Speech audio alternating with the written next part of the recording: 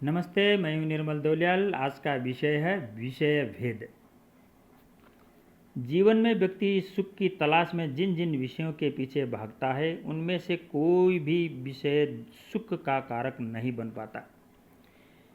फिर हमें वह सुख देने वाला क्यों लगता है? व्यक्ति धन के पीछे दौड़ता है और उसको घर में भी नहीं रखना चाहता। धन का भोग करना आसान बात नहीं है, यह भी एक तपस्या है। सम्यक ज्ञान के बिना धन के प्रति दृष्टि भी सम्यक नहीं हो सकती, अतः धन ही नाश का मुख्य कारण बन जाता है। जीवन में शक्ति का बोध कराने वाली सभी उपलब्धियां माया का ही तो विवर्त है। माया जड़ है, सत रज तम रूपों में तीनों का प्रभाव भी चेतना को ढकना है ही है। यह आवरण ही भेद का कारण है। यही माया है जो यथार्थ को ढक कर रखने वाली है। इसकी उपस्थिति ही भेद दृष्टि है। भेद की सारी परिभाषाएं इस आवरण पर लागू हो जाती है। भेद यानी तोड़ना, विभक्त या विमुक्त करना, छिद्रण भंग करना, भिन्नता पैदा करना, बुद्धि भेद कारक, विश्वासघात, प्रकार, दैत्यवाद, पराजय, शत्रु में फूट डालना आदि, इन सब का एक ही कारण है, यथार्थपरक सम्यक दर्शन का अभाव। स्वयं से दूर बाहर जीने वाला, संकल्प विकल्प में अटकने वाला, स्मृति कल्पना से घिरे रहने वाला, विषयों को उनके साथ जुड़कर देखने वाला, अशक्ति ममकार अहंकार युक्त व्यक्तित्व भेद दृष्टि का पोषक होता है।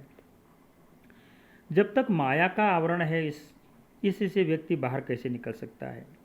भेद का नाम ही रहस्य है। रहस्य का अर्थ भी छुपा हुआ या ढका हुआ है। हमारा जीवन निजी, सामाजिक, राष्ट्रीय सारा ही रहस्यपूर्ण है। हम सब मुखौटे लगाकर जीने के आदी हो गए हैं। हम भी नहीं चाहते कोई हमारी सच्चाई जाने।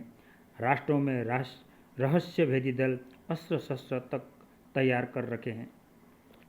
भेदाभेद दृष्टि के लिए एकमात्र आवश्यकता या अनिवार्यता तो यह है कि व्यक्ति स्वयं विषय से अलग रहकर देखने का अभ्यास करे। इंद्रियां भी विषय तक जाकर लौट आए, पूरी जानकारी कर ले, किंतु विषय का अंग नहीं बने। विषयों में आसक्त न हो। आसक्त होते ही यथार्थ से अलग हो जाता है। आसक्ति स्वयं आवरण बन जाती है।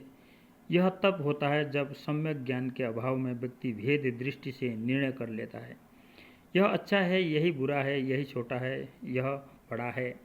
चाहे व्यक्ति हो, कार्य हो, परिस्थिति या स्थान हो, सबके प्रति यही भाव भेद पैदा कर देता है, जबकि भेद होता ही नहीं है। न कोई व्यक्ति अच्छा या बुरा होता है, न कोई कार्य अच्छा या बुरा होता है, तथा स्थिति भी जो होती है वो होती है।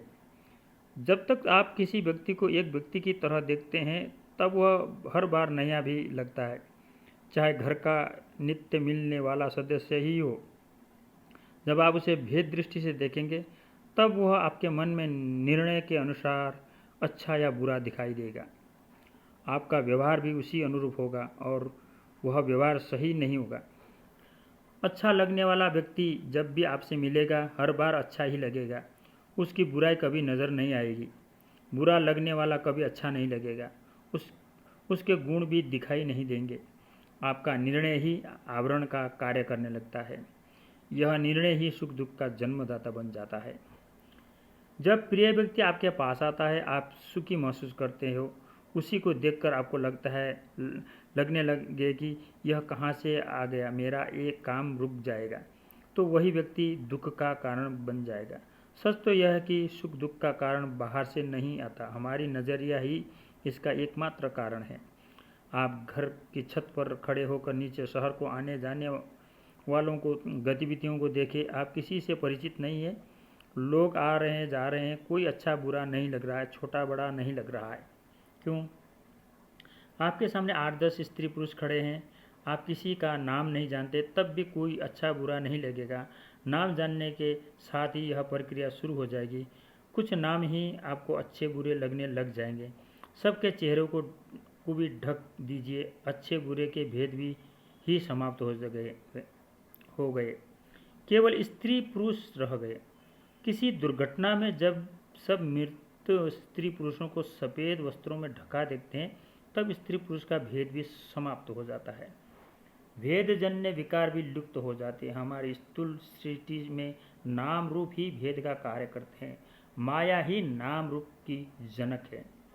भेद को समझने के लिए उस बिंदु तक जाना पड़ेगा जहाँ माया से अलग होकर माया को देखा समझा जा सके।